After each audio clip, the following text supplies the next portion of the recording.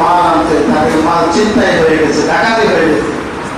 ওই ইহুদি মহিলা শুনে বলেন, আমার পুরোপুরি বিশ্বাস আছে মুহাম্মদ সাল্লাল্লাহু আলাইহি ওয়াসাল্লামের উপর।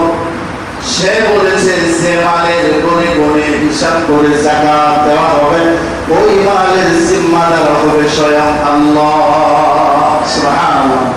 ওই মহিলা বলার পর কিছু সময় পর তার কাছে আবার সংবাদ আসছে, মহিলার কাছে সংবাদ আসছে এরকম, ডাকাতি যে জায়গায় হয়েছে ওই জায়গায় তোমার মাল এবং উট পৌঁছার আগেই সামনের উটটা আহত হয়ে বসে গেছে, ওর সাথে সাথে বাকি উটগুলো বসে গেছে।